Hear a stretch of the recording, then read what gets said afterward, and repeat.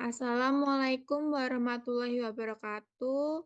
Yang saya hormati Bapak APT Muhammad Alfiam Enfam selaku dosen pengampu mata kuliah biokimia. Perkenalkan, kami dari kelompok 2 yang terdiri dari saya, Rizka Dwirandari, Arum Mustikaning Wulan, Fitria Puspitasari, Yahratul Aini, dan Muhammad Arif Aditya. Kami di sini akan mempresentasikan materi mengenai metabolisme protein dan asam amino. Yang pertama, pengertian asam protein dan asam amino. Protein berasal dari bahasa Yunani yaitu protos yang memiliki makna paling utama. Protein merupakan salah satu kelompok dari bahan makronutrien atau nutrisi yang dibutuhkan dalam jumlah banyak. Tidak seperti bahan makronutrien lain, misalnya karbohidrat, lemak, protein, memiliki peran lebih penting dalam pembentukan biomolekul daripada sumber energi, penyusun bentuk tubuh. Fungsi protein dalam tubuh manusia. Fungsi dari protein sendiri yaitu sebagai zat utama pembentuk dan pertumbuhan tubuh. Protein sebagai zat utama pembentuk merupakan zat utama pembentuk sel-sel tubuh dan digunakan sebagai sumber energi jika protein, karbohidrat, dan lemak di dalam tubuh berkurang. Selain itu, fungsi protein sebagai pertumbuhan dan pemeliharaan jaringan. Sebagai sumber utama energi selain karbohidrat dan lemak. Sebagai zat pembangun dan sebagai zat pengatur proses metabolisme berupa enzim dan hormon untuk melindungi tubuh dari zat beracun atau berbahaya serta memelihara sel dan jaringan tubuh. Asam amino merupakan komponen utama penyusun protein. Asam amino adalah bagian yang terpenting dari pembentukan protein. Karena bila tingginya asam amino dalam tubuh akan menyebabkan peningkatan proses metabolisme. Jika terjadi secara berlarut-larut, kondisi ini dapat menyebabkan berbagai gangguan kesehatan, seperti peningkatan kadar kolesterol, perusakan jaringan tubuh, serta berbagai penyakit kardiovaskuler. Namun, bila kelebihan protein, tubuh kita akan mengalami peningkatan kadar amonia, urea, dan asam amino yang kemudian akan menjadi racun dalam darah. Slide selanjutnya akan dibacakan oleh Yahratul Aini. Selanjutnya, beberapa jenis reaksi metabolisme asam amino. Yang pertama, transminasi atau transmination. Reaksi ini melibatkan transfer gugus amino dari asam amino ke asam keto, menghasilkan asam keto baru dan asam amino baru. Enzim yang terlibat dalam reaksi ini adalah aminotransferase atau transminase. Contoh adalah alanin ditambah dengan alfa ketoglutarat menjadi pirufat dan glutamat. Dalam reaksi ini, gugus amino dari alanin dipindahkan ke alfa ketoglutarat, menghasilkan pirufat dan glutamat.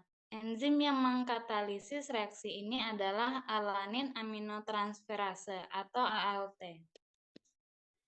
Kedua, deaminasi oksidatif.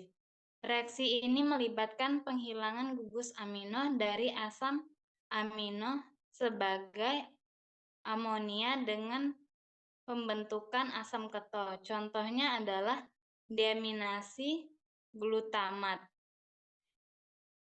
Contoh lainnya adalah glutamat dijadikan alfa ketoglutarat dan NH3.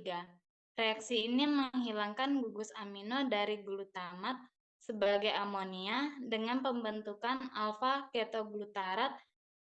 Enzim yang terlibat adalah glutamat dehidrogenase. Ketiga, dekarboksilasi. Reaksi ini melibatkan penghilangan gugus karboksil dari asam amino, menghasilkan amina biogenik. Contohnya adalah dekarboksilasi histidin menjadi histamin. Contoh lainnya ialah histidin yang dirubah menjadi histamin dan CO2. Dalam reaksi ini, gugus karboksil dihilangkan dari histidin menghasilkan histamin dan karbon dioksida. Enzim yang mengkatalisis reaksi ini adalah histidin dekarboksilase. Selanjutnya adalah metilasi. Reaksi ini melibatkan penambahan gugus metil pada asam amino atau turunannya. Contoh enzim yang berperan adalah metiltransferase. Contoh lainnya adalah norepinefrin menjadi epinefrin. Reaksi ini melibatkan penambahan gugus metil pada norepinefrin untuk menghasilkan epinefrin. Enzim yang berperan adalah feniletanolamin N-metiltransferase atau PNMT. Yang terakhir adalah hidrolisis peptida. Reaksi ini melibatkan pemutusan ikatan peptida dalam protein atau peptida oleh enzim protease, menghasilkan asam amino bebas. Contohnya adalah protein ditambah H2O menjadi asam amino. Reaksi ini melibatkan pemutusan ikatan peptida dalam protein oleh enzim protease seperti pepsin atau tripsin, menghasilkan asam amino bebas.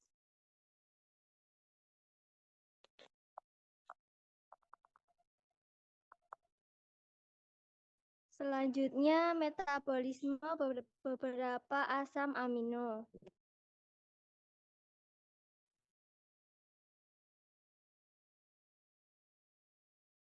Asam amino itu dibedakan menjadi asam amino esensial dan non-esensial.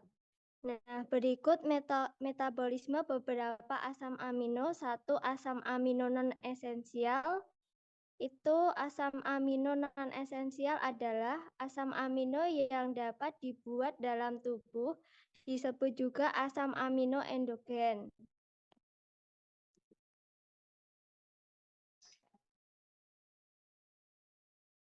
Selanjutnya, asam amino non-esensial dapat disintesis dari asam amino lain, yaitu contohnya alanin. Alanin dapat diubah menjadi asam pirufat melalui proses transminasi sebagai berikut. Seperti reaksi tersebut bersifat reversibel, asam pirufat itu merupakan senyawa yang terbentuk pada jalur metabolisme karbohidrat. Dengan demikian, reaksi metabolisme analin ini itu merupakan hubungan antara metabolisme protein dengan metabolisme karbohidrat. Nah, alanin adalah asam amino non-esensial itu yang dapat dibuat di dalam tubuh melalui reaksi transaminasi pirufat dengan asam glutamat, gliserin, glutamin, atau asam amino lainnya. Nah, untuk selanjutnya itu ada asam amino esensial. Asam amino esensial itu asam amino yang tidak dapat dibuat dalam tubuh dan hanya bisa diperoleh dengan mengkonsumsi makanan yang mengandung protein.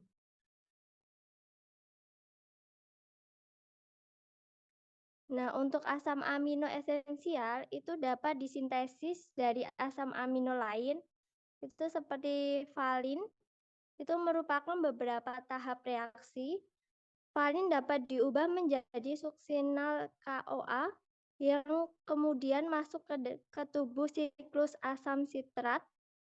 Nah, dalam metabolisme ini, mula-mula valin itu diubah menjadi asam ketoisovalerat dengan cara transaminasi. Terus selanjutnya asam ketoisavalerat itu diubah berturut-turut menjadi isobutiril KOA dan suksinil KOA. Itu biosintesis valin itu suatu asam amino esensial yang hanya terjadi dalam tumbuhan dan organisme mikro. Nah, biosintesis ini diawali dari asam pirufat yang berturut-turut terus diubah menjadi asetolaktat.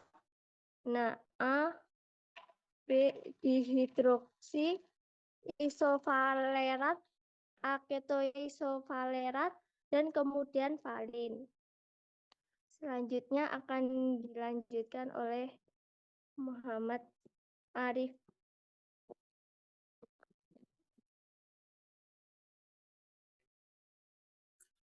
Siklus urea.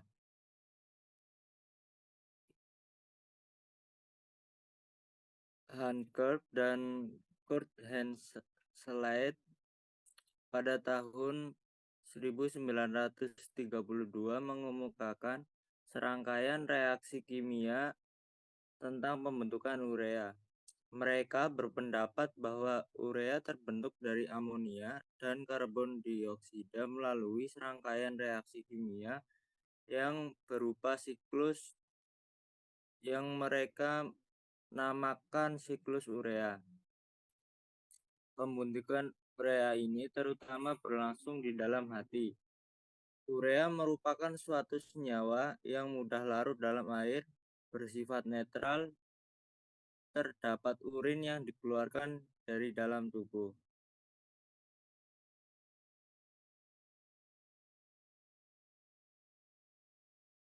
Biosintesis urea terdiri atas beberapa tahap reaksi yang merupakan suatu siklus, sebagaimana berikut.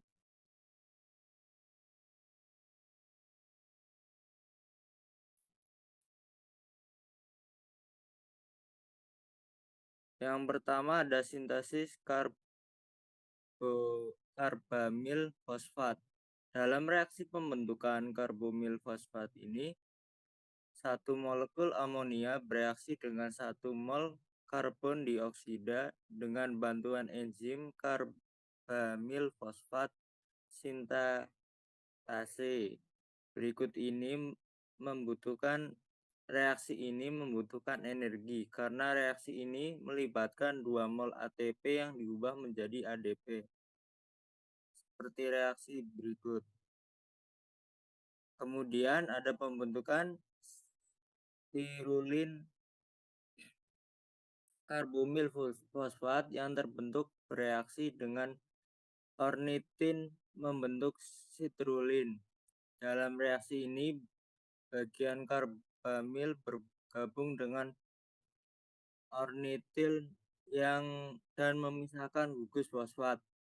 Sebagai katalis pada pembentukan sitrullin adalah ornitin transkarbamilase yang terdapat pada bagian mitokondria sel hati. Reaksi sebagai gambar berikut. Lalu pembentukan asam argininosuksinat. Selanjutnya, sitrullin bereaksi dengan asam aspartat membentuk asam argininosuksinat. Reaksi ini berlangsung dalam bantuan enzim argininosuksinat sintetase. Dalam reaksi tersebut, ATP merupakan sumber energi dengan jalan melepaskan gugus fosfat yang berubah menjadi AMP. Kemudian ada penguraian asam argininosuksinat. Dalam reaksi ini, asam argininosuksinat diuraikan menjadi arginin dan asam fumarat. Reaksi ini berlangsung dengan bantuan enzim argininosuksinase, suatu enzim yang terdapat di dalam hati dan ginjal.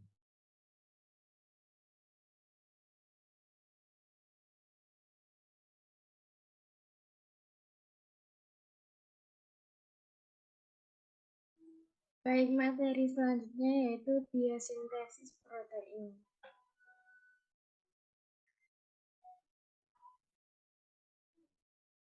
Next. Apa itu sintesis protein? Sintesis protein adalah proses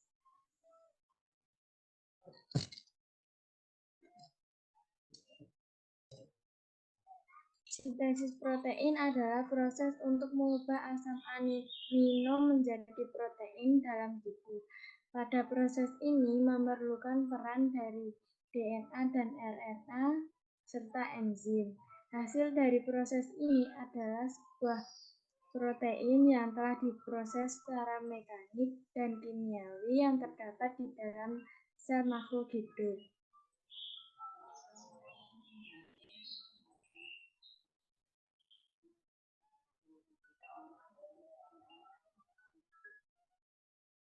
Proses sintesis protein. Yang pertama, tahap transkripsi. Transkripsi adalah proses pencetakan RNA oleh DNA. RNA yang terbentuk dibedakan menjadi 3, yaitu tRNA, mRNA, dan rRNA. Urutan asam amino akan ditentukan oleh basa nitrogen yang menempel di rantai mRNA. Transkripsi terdiri dari 3 tahap, yaitu inisiasi atau permulaan, elongasi atau pemanjangan, dan terminasi atau pengakhiran.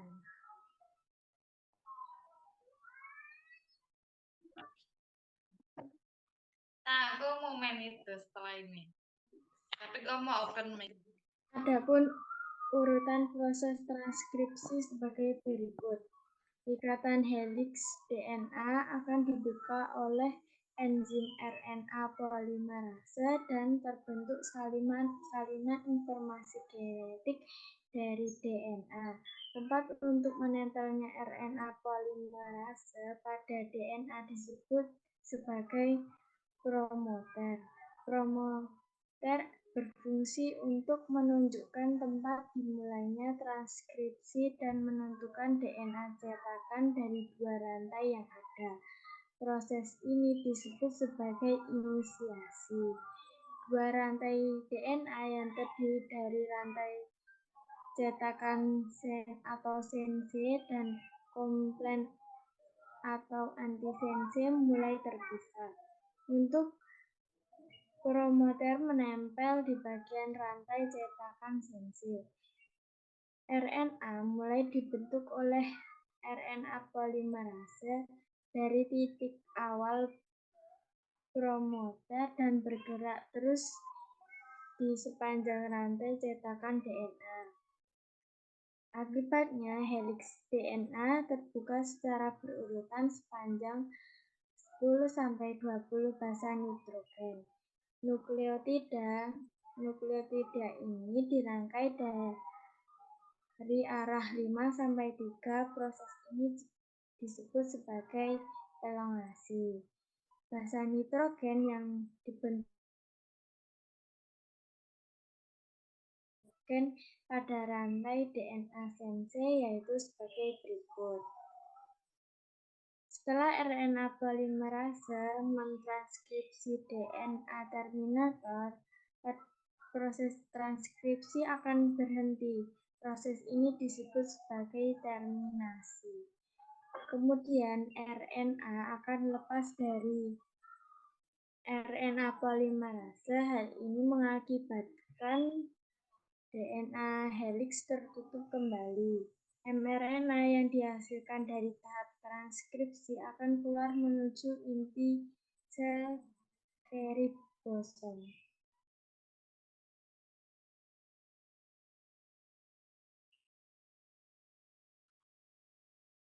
Yang kedua ada tahap translasi. Translasi adalah penerjemahan kode genetik RNA menjadi urutan asam amino. Pada tahap ini akan disintesis polipeptida menggunakan kode genetik dari mRNA di dalam ribosom oleh tRNA dengan bantuan enzim sintase dan tRNA amino asid. Translasi juga terdiri dari 3 proses seperti transkripsi, yaitu inisiasi, elongasi, translasi, dan terminasi translasi.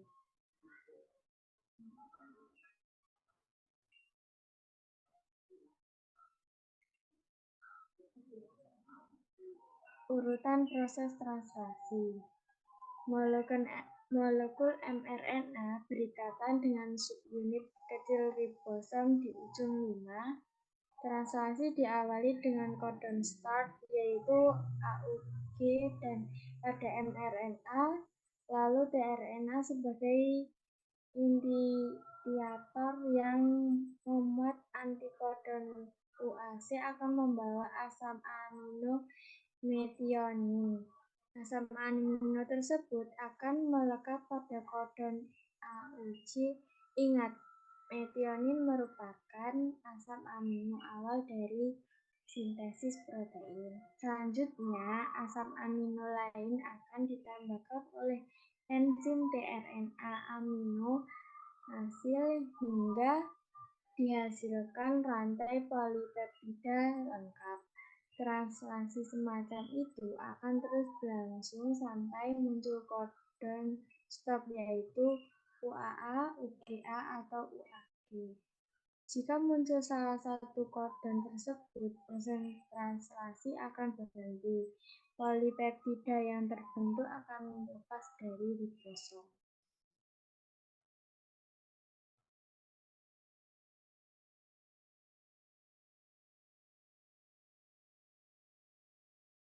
Hubungan antara metabolisme karbohidrat, lemak, dan protein. Proses metabolisme karbohidrat secara khusus melalui glikolisis, glikogenesis, dan gluconeogenesis. Proses metabolisme lemak melalui proses asetil-CoA terkarboksilase dan menghasilkan malonil KOA, hingga berlanjut pada proses pembentukan asam lemak melalui proses enzimatis, elongase, dan desaturase. Proses metabolisme protein yang diawali dengan pemecahan makromolekul dalam bentuk peptida menjadi monomer terkecil. Asam amino secara enzimatis melibatkan enzim protease dan menjadi salah satu sumber energi dalam pembentukan ATP untuk perkembangan sel. Sebaliknya, anabolisme protein tersebut didasari oleh proses transmisi dan aminasi.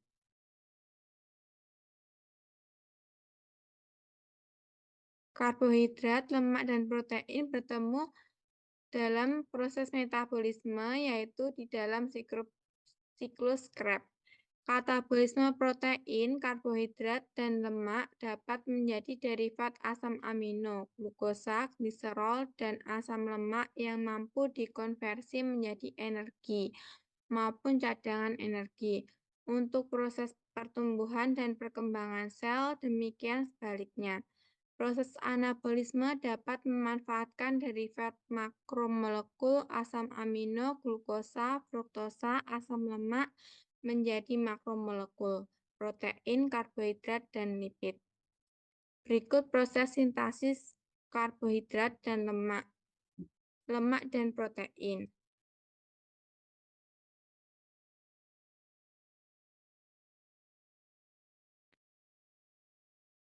Berikut ini adalah daftar pustaka yang kami ambil dalam presentasi ini. Sekian presentasi dari kelompok kami. Tidak banyak kesalahan, mohon maaf. Wassalamualaikum warahmatullahi wabarakatuh.